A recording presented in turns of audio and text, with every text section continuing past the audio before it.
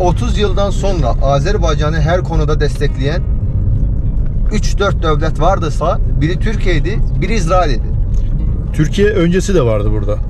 Destek anlamında. Türkiye her anlamda bizle. Türkiye 30 yıldır da buradaydı yani. Benim için Türkiye İsrail desen ben onun konusunu yaparım. Türkiye benim özümdür. Diyor ki dikkat edin diyor, ayı çıkabilir.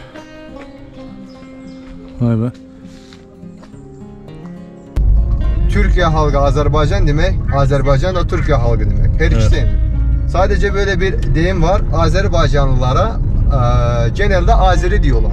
Orada Ermeniler çıkmış, yani ordusu çıkmış. Ancak halkı da çıkmış da kalanlar var yani. Sonuçta onlar da kalmalı. Biz onlara bir şey yapmıyoruz da. Biz onlarla savaşmadık biz. Toprağımız için savaştık ve toprağımızı aldık. F-16'ları vardı Türkiye'nin, Türk Şahinlerinin. Evet. Gence'de de oldu. Gence semalarında savaş zamanı dövür yapıyordu. Ona bakıp ilham alıyorduk biz. Yani ilhamlanıyorduk. İşte kardeşlerimiz. Sen spor yapıyor musun? Ben her gün spor yapıyorum. Ne yapıyorsun sen? Spor? Boks. Boks mu yapıyorsun? Efendim? Milli komanda. Milli takımdasın sen. O güzel maşallah. Milli takımda boksör bir arkadaş. İsrail diyorum. İsrail Azerbaycan'a çok yardımcı olmuş ancak Türkiye'nin o kadar da. Gence Hacıkent'ten herkese merhabalar, selamlar, saygılar, sevgiler. Bugün yine çok yeni ve çok özel bir video ile birlikteyiz. Bugün Gence'nin Hacıkent ilçesindeyiz. Hacıkent Gence'ye ait, böyle doğayla iç içe, Gence'nin birazcık dışında çok güzel bir ilçesi. Deniz seviyesinden yaklaşık 1000 metre yükseklikte muhteşem bir kent. İnsanlar buraya tatile geliyor, hava almaya geliyor ve nefes almaya geliyor. Benim de buraya bir arkadaşım getirdi. Burada tanıştığım, Gence içerisinde tanıştığım Gence vatandaşı bir arkadaş Elçin. Kendisini birazdan tanıştıracağım sizi ve ufak bir gezinti yapacağız Hacıkent civarında. Hadi bakalım ne diyoruz? Gence Hacıkent videosu başlasın. İyi seyirler dilerim. Merhaba. Elçin merhaba kardeşim. Merhaba. Elçin sağ olsun. Burada beni ağırlıyor şu an. Gezdiriyor. Ve Muhammed arkadaşımız yine Elçin'in akrabası mıydı? Benim kardeşim demiyorlar ama Elçin benim babamın ismi. Benim adım Elvin. Elvin pardon. Elvin yanlış söyledim. Kusura bakma. Elçin bir arkadaş daha vardı tanıştım. Evet. Oradan kaldı. Şimdi bu Hacıkent'in tam olarak şeyi nedir Elvin? Ne mesela? Yani özelliği nedir? Ne için gelirler buraya? Buranın havası daha iyi. Yüksek rakımda. Evet. Havası daha iyi. Tatil yeri gibi değil mi? Evet. Oksijen daha çok burada. Mesela burada Göcele'den yol var. Orada Azerbaycan'da seviye Baltik Denizi'nden ölçülüyor. Baltik'ten 3065 metre kadar yükseklikte. Yani oranın havası daha iyi. Her 1000 metre kalktıkça 6 derece eskiye iniyor hava. Hava düşüyor, evet, değerler düşüyor. Evet, oksijen. Temperatur düşüyor, oksijen artıyor. Yani böyle bir iyi var. Şimdi burada bir su var herhalde, bir bakalım oraya. Bura koşa bulak diyorlar. Ne diyorlar? Boşa bulak. Boşa bulak. Yani çift bulak demek. İki musluk gibi. Evet. Suyu daha serin. Şimdi biraz daha yukarıya çıkalım. Dedi Elvin. Burası bir mola yeri galiba değil mi? Böyle bir su içmek için. Evet, evet. Oba. Bir dayanacak gibi oluyor. Burada su içiyorlar, daha yükseğe kalkıyorlar. Araç da güzel ha. Teşekkür ederim. Prius. Evet. Hibrit. Ta kendisi. Toyota Prius. Buradaki piyasası ne bunun? İkinci elleri böyle bu ayarda. İkinci elleri burada mesela 2012, 2013 iyileri 22-23 bin manat. Kötüleri de 18 bin, 17 bin manat. Yani her fiyata var. Ancak ne kadar iyi olursa o kadar yakışı araba demek. Ama güzel, konforlu bir araba ya. Evet, konforlu bir araba. Konfordan çok daha ekonom. Ekonomik de evet. Evet. Yani araba adına her şey var bunda. Yani ekonom araba 100 kilometre şehir içi neredeyse 4-4,5 böyle petrol yandırıyor. Evet. 100 kilometre 4-4,5. Evet, çok aynen öyle. Diğer arabalarda 6,5 değil mi? Hayır, diğer arabalarda bu 11, 12, 13 oluyor. Oluyor mu o kadar? Evet, diğer arabalarda öyle oluyor. Yani bu ondan 3 defa 4 defa daha ucuz. Evet. Bundan başka ise demek nasıl oluyor? Bunların iki cür oluyor. Yani bir var burada bir hibrit sade hibrit, bir de var plug-in hibrit. Plug-in hibritte siz şarj da yapabiliyorsunuz. Ancak hibritte tekerlekten şarj olmuyor bu. Şarjı Evet. olmuyor ekstradan. Evet. Yani Bu da ekstradan yetiyor olmuyor. zaten değil mi? Evet, yetiyor yani. 5-6 kilometre götürüyordur herhalde Evet, şehir. Ancak şehirler arası bunda tam eksine. Yani 6-7 içiyor. Yani çünkü biz otobanda ilerlediğimizde hibrit çalışmıyor. Hibrit çalışmadığında da ancak motor çalışıyor. O yüzden de petrol daha çok yiyor. Nizami Gencevi Parkı. Ben onu sana söyledim dün. Evet, Nizami Gencevi 1141-1209 yıllarda Azerbaycan'ın ilk başkendi, ikinci büyük şehri Gence'den olan Nizami Gencevi'nin tüm hasarlar var. Türkiye'de de çok meşhur. Ancak böyle bir konu var sizde. Leyli Mecnun. Onu evet, çok Leyla güzel Mecnun. biliyorsunuz ki Türkiye'nin. Biz ancak Türkiye'ni biliyoruz onu. zaten biz Türk'üz. Hepimiz Türk'üz. Bizim de Gıpşak Türkleri var, Oğuz Türkleri var. Bizim bağlılığımız var. Sizde de Dede Korkut var, bizde de var. Evet. Siz de onun torunlarısınız, biz de onun torunları. Evet. Böyle Sayın Cumhurbaşkanımız Erdoğan böyle bile söylemiş ki bir ağacın iki kolu, o da ulu, bu da ulu. Evet. Yani biz öyleyiz. Bizim kökenimiz aynı. O yüzden de Azerbaycan'dan olan Leyli Mecnun eseri zaten öyle sizin. Sizin bizim. İçimizin yani. Ortak nokta. Nasılsa böyle diyeyim. Türkiye halkı Azerbaycan demek, Azerbaycan da Türkiye halkı demek. Her ikisi aynı. Sadece böyle bir deyim var. Azerbaycanlılara genelde Azeri diyorlar. Neden öyle diyorlar? Nereden çıkmış Azeri değilmesi o kadar da iyi anlam değil. Yani anlam o kadar da iyi bir şey değil. ben Tebriz'de çok söylüyorlar onu mesela. Evet, Ben o- Azeriyim diyorlardı orada. Azeri değilmeyi yani bizim kökenimizin farklı bir yöne taşıyoruz. Yani Azeri değilmese daha iyi olur. O bize İran'dan, Farslardan bizim dilimize sızdırılmış bir söz. Bir kötü bir söz. Azeri diyorlar buna. Tamam da çok insan bunu o kadar da farkına varmıyor. Kötü bir söz derken? Kötü bilmiyor, Azeri diyor, der tamam ben Azeriyim ya, o kadar da bilmiyor ama aslına bakarsan Azeri değil, Azerbaycan Türküyüz. Azerbaycan Türkiye. Evet. Azerbaycan, Türkiye Türkü sizsiniz, Azerbaycan Türkü bizi. Türk demek Türkiye demek değil. Türk bir köken, Tabii canım. Türk bir soy. Devletinizin adı Türkiye sizin. Türk soyumuz bizim, sizin bizim soyumuz Sizin Türkiye. buradakiler de ama alışmış Azerbaycan halkı mesela bir şey oldu tanışıyoruz diyor ki Türksün diyor. Diyorum Türk'üm de sen de Türksün diyorum. Evet. Göygöl Milli Evet. Parkı. Milli Park burası. Vay. Tersten girmiyoruz değil mi? Hayır. Salam, hər vaxtınız. Çəkiliş eləsəyə problem yoxdur sizin üçün? Bura ölkəmizin demək milli qoruqlarından biri olmuş. Milli Parkı. Evet, burada Aksu çayı olmuş. Aksu çayının karşısını bizim dağımız var, deprem olmuş. 1139. yılda deprem olmuş. Aksu çayının karşısını kesmiş ve ondan sonra burada 7 göl yaranmış. Ha. Biri Maral Göl, biri Göygöl, Qanlı Göl vesaire var. Buradan şimdi bir Göygöl'e giriş var, Göygöl. bir Maral Göl. Göygöl'e neredeyse şimdi 6 kilometre var. Öyle mi? Evet, Maral Göl'de neredeyse 13 kilometre falan var. Maral Göl'e orada arabalar kalkıyor. Kardeş, burada qiymətlər neçədir buraya giriş? Adam 1-2 manat, 1 manatda maşın dayanacaq. Aha, demək biz maşında 3 nəfərik, bir dənə də maşın. manat 7 manat ödəniş edir. Bu çok büyük bir park değil mi? Evet, burası devlet tarafından korunan bir yer. Milli Park şeklinde Evet. yapmışlar. Ya burada insan kendini cennette hissediyor. Yani ben o yüzden Burada şey var mı böyle vahşi hayvanlar oluyor mu böyle? vahşi hayvanlardan temizlenmiş. Burada onlar bu araziden bir kadar diğer arazilere gitmesi sağlanmış ki insanların tehlikesizliği için. Ama genelde oluyor burada ayı falan. Yani oluyor. arada çıkar yani aç Tabii, kalırsa tabii. çıkar. Sonuçta burası bir orman. Evet. Her şey olabilir. Hava gölünün evet. Havası nasıl ya? Bak Ama mükemmel ya. 73 şöyle. Şimdi ne oldu? 70 oldu. Ve 65'e falan düşecek. Biz oraya kalktığımızda. İyice yükseliyoruz şimdi yukarı doğru. Evet.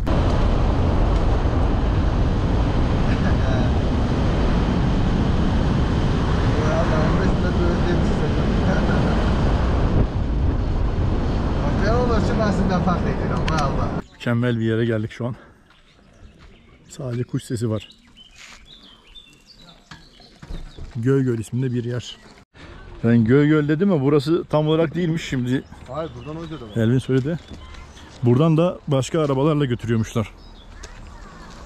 Vay be. Evet, o arabalar da ücretli. Bizde buradan kendi ayakları üstüne gidenler de var. Kendileri gidenler de var. Arabayla gidenler de var. Kaç kilometre? Ha, var. 2 falan var. 2 kilometre. Sadece 2 kilometre o kadar da çok değil ama yukarı kalktığımızda Rampa bacaklarımız közümüzden çıkıyor yani. Rampa olduğu için. Çok iyi ya valla. Diyor ki dikkat edin diyor, ayı çıkabilir. Vay be. Göğgöl'e bu araçlarla gidiyoruz. Otur otur. Oturayım ben şöyle. Selamünaleyküm baba. Nasılsın abi, iyisin? Sen bizi nereye götüreceksin şimdi? Göygöl'e. Göğgöl'e. Şimdi buradan dönüyoruz yukarı doğru, rampa. Evet, Göğgöl manzarası gerçekten mükemmel bir yer.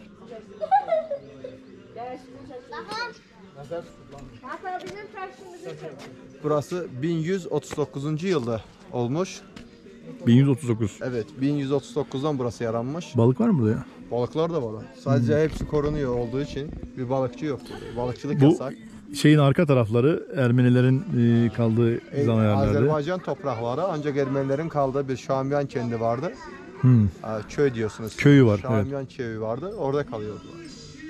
Şimdi hepsini biz orada Ermeniler çıkmış, yani ordusu çıkmış. Ancak halkı da çıkmış da Kalanlar yine var. var yani. Sonuçta onlar da kalmalı. Biz onlara bir şey yapmıyoruz da. Biz onlarla savaşmadık biz. Toprağımız için savaştık ve toprağımızı aldık. Evet. Toprağımızda kalabilirler bir misafir olarak. Bu ne güzel şeyler uçuyor böyle ya. Kelebek mi onlar? Evet, şimdi Göğgöl'den artık ayrılıyoruz. Mükemmel bir yer. Kurbağa sesleri de geliyor. Bırak bırak diye. Çok güzel ya. Elvin bu sefer bak doğru söyledim. Şimdi nereye gidiyorsun? Şimdi Maralgöl'e Maralgöl. gidiyoruz. Evet. Bu göller yarandığında 1139. yılda Evet. Göl başka bir Maralgöl de var. Ancak Maralgöl daha yukarıda. Ancak oraya ulaşmak daha zor. Çünkü orada merdivenler var. He. Biz merdivenler kalkacağız. Okay. Neredeyse 170 mi 200 mü merdiven var. 200 merdiven var. Ya ben olabilir yanlış söyleyeyim ama çok merdiven yani orada. Ne diyor? Ayı çıkabilir diyor bak. Evet. Ateş etmeyin diyor. Kedi köpek getirmeyin diyor.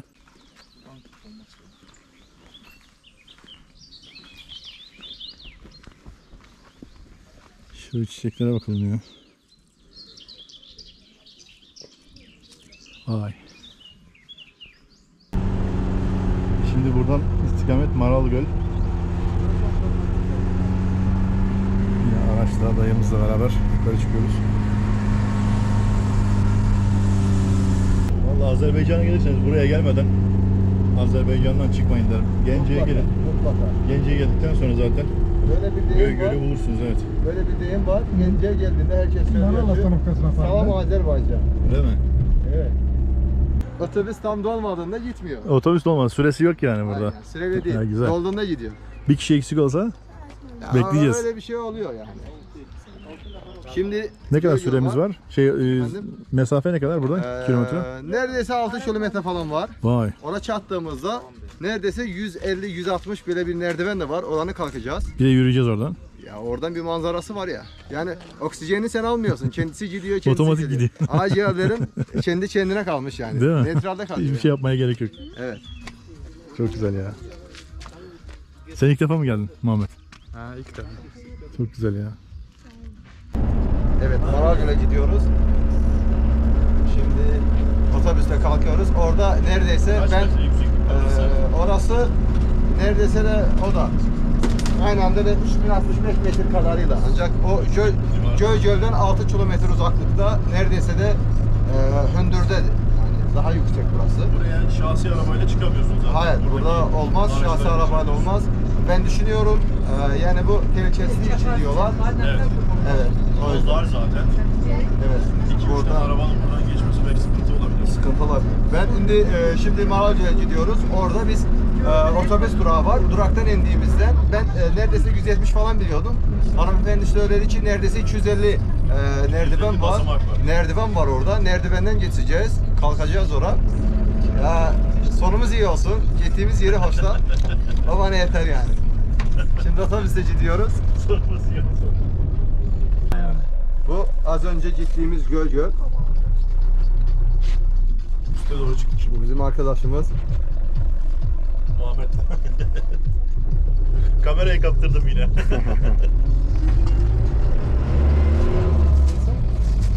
Evet, çıktıkça çıkıyoruz. Çıktıkça çıkıyoruz. Mısır istiyor musun? Vay vay vay, neler varmış burada. Vay. Doğallığa bak. Ne yaptın sen ya 2 manata? Dağda daha Biz 2 manata tarla alıyoruz ya. Bunun adı şimdi kutap mıydı? Kete. Kete. Vay. Ya Bir de peynirli otlu değil mi? sizin börek nasıl? O börekten ya. Börek gibi mi? Gözleme gibi ya. Papatya çayı. Bunlar nedir böyle? Mürebbe. He. Çayla içiliyor değil mi bunlar? Doğru. Şimdi anladım. Hatırladım. Bunlar da böyle çiçekler, çaylar bunlar. Hayırlı. Organizma hayırlı. Vay.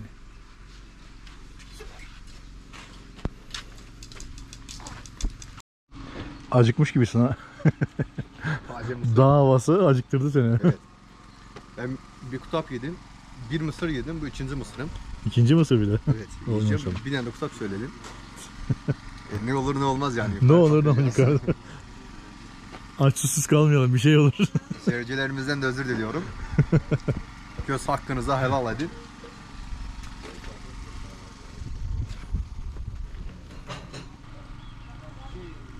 Vay vay vay. Ateş ediyor.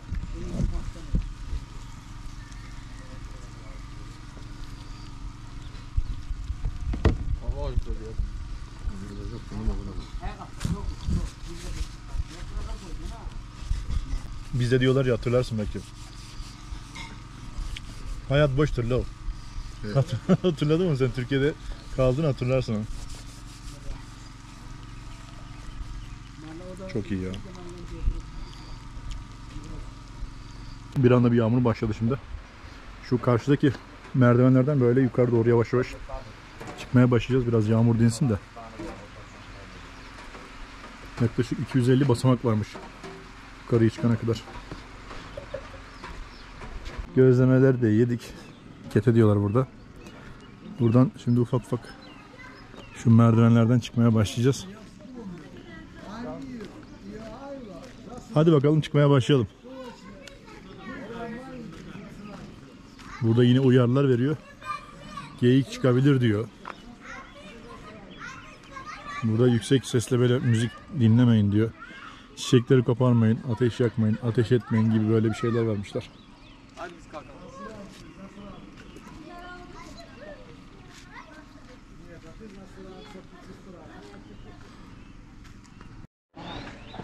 Şimdi yola koyulduk. Maral Göl'e doğru. Bundan sonrası Tabanvay.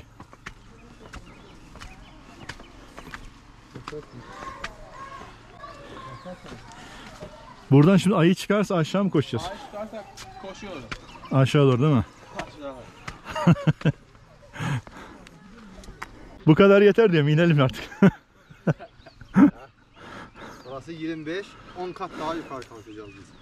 25 merdiven oldu şimdi. 250 merdiven olacak. Malezya'daki maymun tapınağı gibi oldu. Çık çık bitmiyor. Burada hava az, seyrek. Daha zor burada kalkmak. Evet. Burada oksijen oranı düşüyor çıktıkça. Konuşurken bile böyle zorlanıyor insan. Arkaya Hiç haberin yokmuş gibi.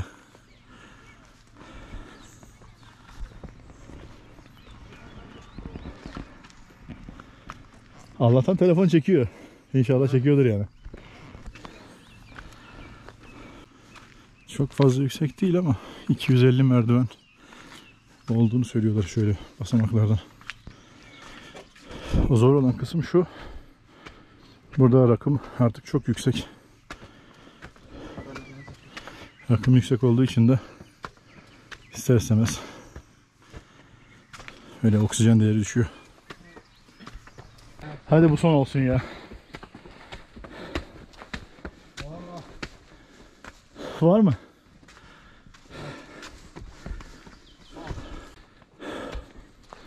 Sanki son gibi.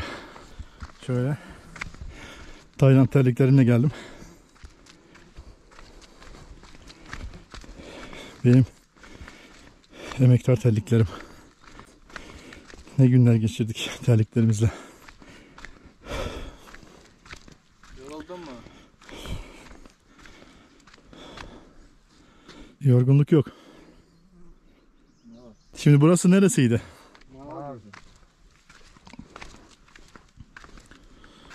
Maralgöl. Niye buraya kimse gelmiyor? Genelde geliyorlar. Merdiven yüksek ya. Kimse çıkmak Sezon istemiyor. değil. Sezon değil mi? Burada kurbağalar var bak. Bunlar kurbağa. Kurbağa bunlar.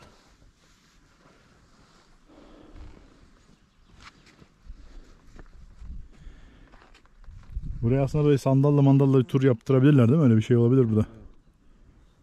Öteden kalma olur.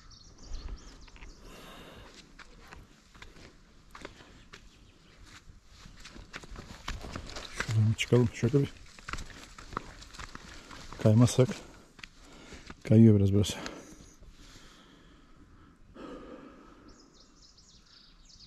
Seslere bak ya. Gence'nin Küçük Kafkas Dağları. Kafkas dağları bunlar ha. Evet. O Köpez. Haçakaya var ya orada. He, Uzunkaya. O Köpez soldaki gün olan. Evet. Sol taraf gün olan mı? Ya böyle yerlerimizi almışlar onlar bizim. En güzel yerlere çökmeye kalkmışlar. Evet. Hepsini aldık teker teker. Ya biz oradan buraya kalktığımızda merdivenleri ayaklarımız ağrıyor, bacaklarımız ağrıyor. Ama bizim askerler buranı yani ağır silahlarla kalkmış. Değil mi? Günlerce. Evet. Yani sırf burası da değil de buna benzer yerler. Birçok yerler. Hepsi buna benzer. Bu Merdiven gibi. merdiven gene iyi. He. Bir de merdivensiz olan araziler var yani öyle çıkılan şuralar falan, değil mi? Şimdi bir de iniş yolu başladı. Şu an inerken kolay oluyor da çıkarken bayağı bir zorlandık. Yaklaşık 250 basamak vardı. Uzun zamandır da antrenman yapmayınca böyle. Ama iyi oldu, bir tar attık ha. Sen spor yapıyor musun? Ben her gün spor yapıyorum. Ne yapıyorsun sen? Spor? Boks. Boks mu yapıyorsun? Komanda özlüyorum Efendim? ben. Milli komanda. Milli takımdasın sen. O güzel maşallah. Milli takımda boksör bir arkadaş. Genç milli mi? Evet. Genç millide boksör Muhammed. Azerbaycan gençleri boks yapıyor herhalde. Bayağı bir bildiğim kadarıyla boksu seviyorlar.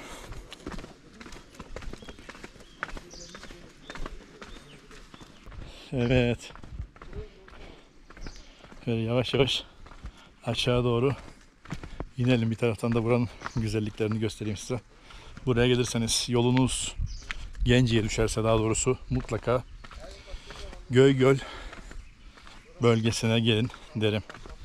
Ve özellikle de Maral Gölü'nü görmeye gelin. Muhteşem bir doğası var yani, anlatamam. Bizim Karadeniz'in doğası gibi düşünün. Yaylaları gibi düşünün. Buraya geldiğinizde mutlaka bu bölgeyi ziyaret edin derim. Şimdi bakın da Azerbaycan'ın en güzel cüşeleri buraları.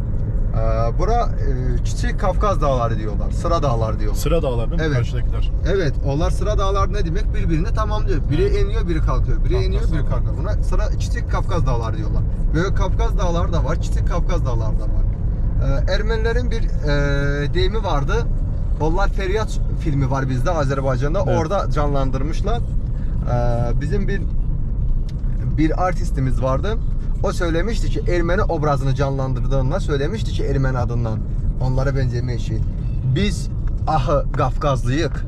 Onun bir sözü. Çünkü bu dağın arkası Ermeni. Bu dağın bu tarafı. Ermeni tarafı Evet. neresi şimdi? Nerede tarafı? Karşınızda gördüğünüz dağın arkası Kelbecen. Ermeniler orada kalıyordu. Ha. Ama Ermenistan toprağı değildi. Onlar için orası arsak idi.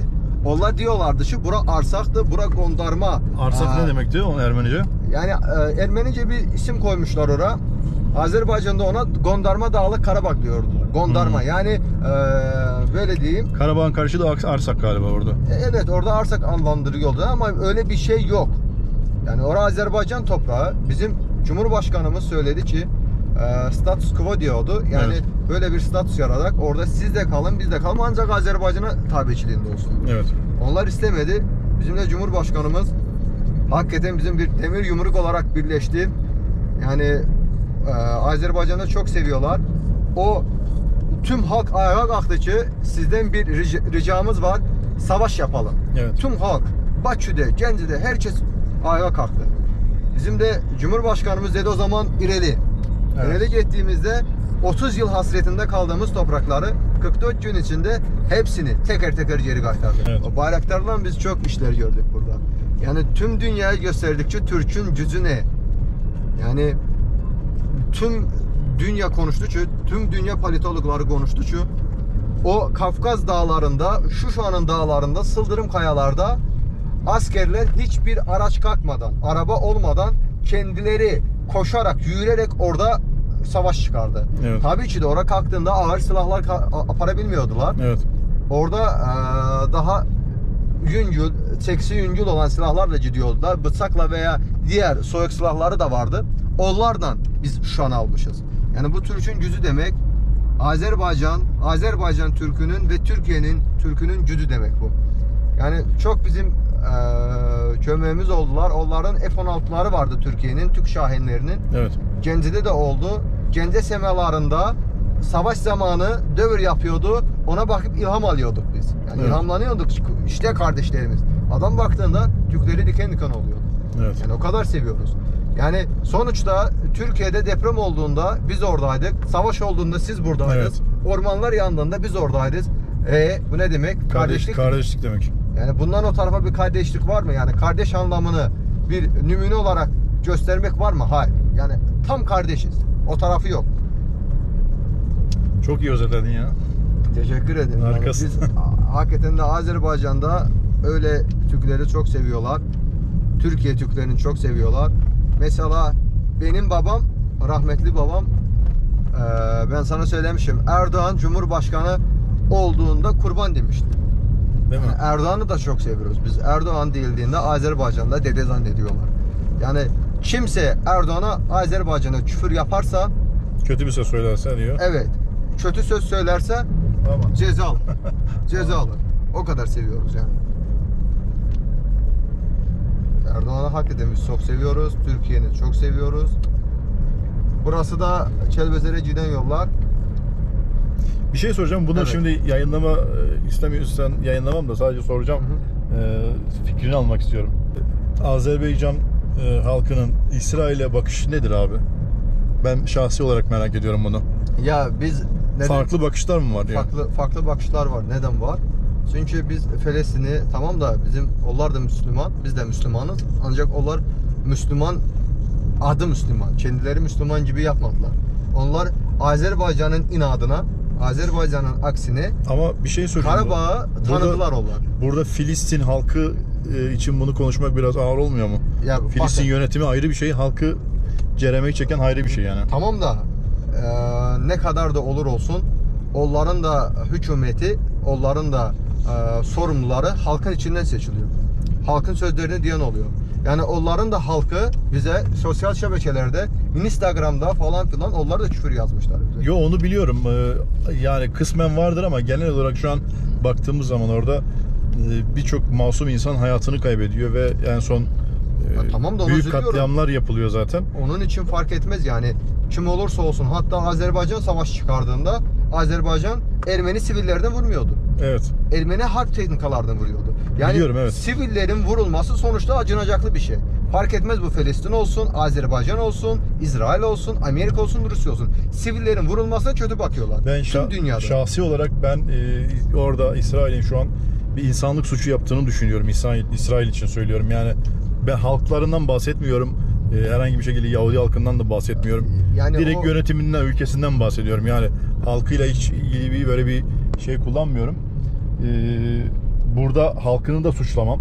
Halkının bizim Evet. yönetiminin yaptığı bir şeyde halkın bir suçu yok burada baktığın zaman. Belki kısmen destekleyenler vardır ama o yüzden ben bana göre İsrail yönetimi şu an büyük bir insanlık suçu işliyor. Bilmiyorum ama hani çok fazla da yanında olmak, öyle Ya bir devletin bakın. yanında olmak biraz Ben size bir söz söyleyeyim. insanın içini burkuyor yani. İnsan kendisinin dostunu, kardeşini, arkadaşını ne zaman biliyor? Zor günde. Zor gününde. Biz zor günler geçirdik. Biz 30 yıl demiyorlar ki yani savaş gibi yaşadık. 30 Evet. yıldan sonra savaş yaptık. 30 yıldan sonra Azerbaycan'ı her konuda destekleyen 3-4 devlet vardıysa biri Türkiye'ydi, biri İsrail'di. Türkiye öncesi de vardı burada. Destek anlamında. Türkiye her anlamda bizden. Türkiye 30 yıldır da ben- buradaydı yani. Benim için Türkiye İsrail desen ben onun konusunu yaparım. Türkiye benim özümdü. Yani Evet. aynaya baktığımda kendimi görüyorumsa aynaya baktığımda ben Türkiye'ni görüyorum. Azerbaycan'ımsa aynaya baktığımda Türkiye'ni Evet. görüyorum. Yani Türkiye'de baktığında Azerbaycan biz aynıyız. Biz aynı ananın, aynı annenin iki oğluyuz. Bir de diyorum Erdoğan Evet. demişim bir ananın iki oğlu. Aynen.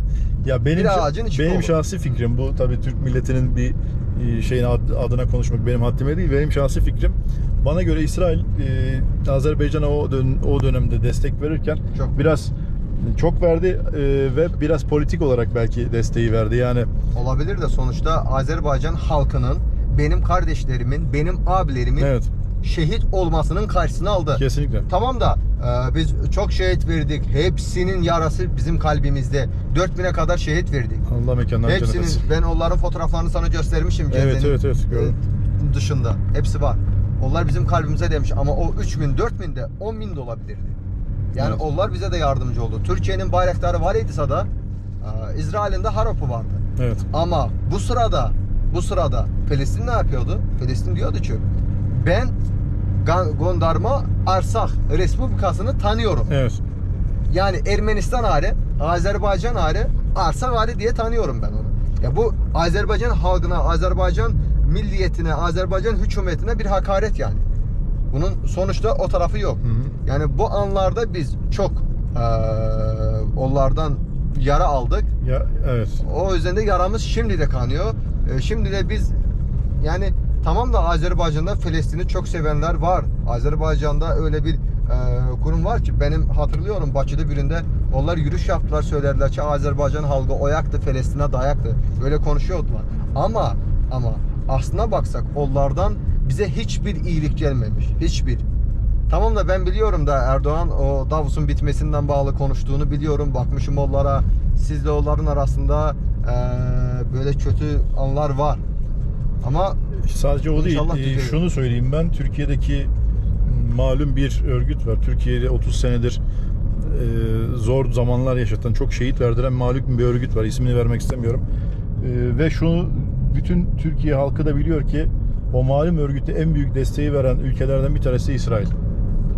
ya Türkiye onu binlerce şehit Ben- verdi onun için. ben o barede bilmiyorum da yani Türkiye için çok büyük bir tehdit anlamında, çok insanlığı yitirdi. Hem sivil olarak hem askeri olarak çok büyük, 30 yıldır ekonomik olarak çok büyük kayıplar veriyor Türkiye. Ve bunun en büyük arkasındaki olan destekçi güç de İsrail. bakın hayatın tadı da bu. Bizde böyle bir çalam var. Söylüyorlar ki gülü seviyorsansa tikanına dözmelisin. Gülü seven tikanını bilir. Ama bu dünyanın kendisi bile düz değil. Kendisi bile yuvarlak. Dünya düz olmadıkça sizle bizim ortak arkadaşımız olmayabilir. Mesela İsrail'i diyorum. İsrail Azerbaycan'a çok yardımcı olmuş ancak Türkiye'nin o kadar da yani Türkiye'de bir sürü zarar oldu yani bunu öyle biliyoruz. bir şeyler oluyor. Yani o yüzden de o benim sahem değil. Ben o barede konuşabilmiyorum. O yüzden de ben Cumhurbaşkanımı seviyorum ki benim Cumhurbaşkanım öyle bir politika ileri sürüyor ki hepsinden yani çok iyi. Türkiye'yle bizim her konuda iyiyiz. İsrail'de de, Rusya'da da yani Tabii ki yani ülkelerin aslında birçok Yani- ülkeyle bir iyi olması tabii ki iyi bir şey siz ikili biliyor ilişkilerde. musunuz? Savaş olduğunda Azerbaycan'a siz ona ne diyorsunuz? Biz jurnalist diyoruz. Siz haberci yapanlara ne diyorsunuz? habercilere geliyor, çekiyorlar. Gazeteciler mi? Gazeteciler, evet. Gazeteciler geliyordu. İtalya'dan geldi, Fransa'dan geldi, diğer yerlerden geldi. Benim Cumhurbaşkanım hepsini teker teker sorularını cevaplandırdı. Evet. Benim Cumhurbaşkanıma söylüyorlar ki düz yapmıyorsun. Daha dolayı yollarla Cumhurbaşkanım düz yaptığını o kadar iyi ispatladı ki. Ben onları duyduğumda benim tüylerim diken diken oluyordu. Yani ben isterdim ki hatta Azerbaycan'da Cumhurbaşkanım ömürlük olsun. Yani o kadar seviyoruz. Evet. Yani Azerbaycan'ı zor durumdan çıkardı. Azerbaycan neredeyse 33 yıldır yeni bir devlet, müstakillik kurmuş. Yani SSR'den çıktığımızdan. Türkiye'de de çok sevilir Evet. yani gerçekten. Samimi söylüyorum. O kadar biz seviyoruz yani. Biz her yerde, bizde böyle bir böyle onu seven insanlar öz kendi odalarında arkasında divarda bizim Cumhurbaşkanımızın fotoğrafını asıyor. Evet. Ha, öyle. Bir onlar asılıyor. Bir de orada böyle bir şeyler var bizde. Azerbaycan'da var ki kendi masalarında öz ailelerinin fotoğrafını koyuyor. Rüşvet aldığında onlara bakıyor, ailesine. Yani rüşvet almak olmaz. Evet. Ki sonra bunun acısını benim evlatlarım çeker. Yani onlara tavsiye olunuyor ki her bir memur öz masasında öz evlatlarının fotoğrafını koysun. Onlar bakıyor da doğru işlemek için. Yani ben hakikaten çok seviyorum. Çok iyi. Tüm bu karışık konularda siz düşünün. Rusya bizim bir komşumuz, Türkiye bizim bir kardeşimiz. Türkiye yanlışlıkla Rusya'nın kırıcısını vurdu. Onun Evet. uçağını vurdu. Ya Azerbaycan orada hakikaten bir növ hakimlik yaptı ya. Rusya'nı burada sakitleştirdi, Türkiye'ni orada sakitleştirdi, bunları buluşturdu. Kendisi çaba sarf edildi, onları arkadaş eledi, sonra arkaya çekildi. Yani bu o kadar iyi bir şey, o kadar iyi bir Tabii şey. canım. Yani ben inanırım ki Azerbaycan'da da böyle kötü olay olarsa Erdoğan da bunu yapar. Kesinlikle. Anında yapar. Erdoğan her Gəncəyə gelinde Gəncəyə ait şiirler diyor. Yazın evvelinde Gəncə çölünde düze çıkmış güzel aileler. Duymuş musun onu Erdoğan Evet. söylediğinde? Valla çok bu sorduğum sorular şey değildi yani benim şahsi fikrimdi, şahsi benim görüşümdü. İzleyen arkadaşlar Ya, da şey yapmasınlar. Arkadaşlara da söyleyin ki Ben yani şahsi olarak Evet. kendi fikrimi sordum sana. Sen de kendi fikrini söyledin şahsi olarak. Ben bu sahede okumuşum. Beynəlxalq münasibətlər sahəsində benim ixtisasım var Evet. üniversitemde. Beynəlxalq münasibətlər siz uluslar arası iletişim diyorsunuz. Evet, ona. uluslararası ilişkiler. İlişkiler. Ben onu da okumuşum. Okuduğum için de daha iyi biliyorum yani kendim için. Ama yani konuşurken de çok güzel bir yere geldik ha. Konuşa da oraları gideceğiz. 10 numara. Murat Odun'un bir isim koymuş Ali adını. Şey gibi böyle nereye Kınalı'ya giderken de böyle bir yollardan geçmiştik. Yeşilliklerde falan kanyonların arasında. Kınalık Azerbaycan'ın en ucgar bir kendi. Evet çok güzel. Kınalık'ta bir kasabadı, bir okuldu, bir zastava var. Zastava biz orada Rusçadan bizim dilimize yansımış bir nizami hisse demek. Orada bir askerlerimiz var. Ya böyle küçük bir yer ancak çok yukarıda. Evet arkadaşlar çok güzel bir gezi oldu. Elvin kardeş, Muhammed aynı şekilde yardımcı oldular. Burada güzel bir gezi yaptık. Teşekkür ederim kendilerine. Çok güzel Biz ağırladılar size beni. teşekkür ederim. Mutlu sizi tanıdığıma. Evet. Ne mutlu bizi izleyenlere. Hepinizi selamlıyorum. Teşekkür ederim. Ne kadar ki sizler varsınız o zaman biz de varız. Ne diyorduk şimdi? Biz Karabağ Azerbaycan'dır Evet. diyoruz. Bunu bütün videolarda, Azerbaycan videolarında söylüyoruz. Karabağ Azerbaycan'dır diyoruz. İki devlet, tek millet şeklinde videoyu kapatıyoruz. Videoyu beğendiyseniz yorum yapmayı, Kanala abone olmayı unutmayın. aynen like tuşuna basmayı. Evet, Buradan- orada buton var, ona basın.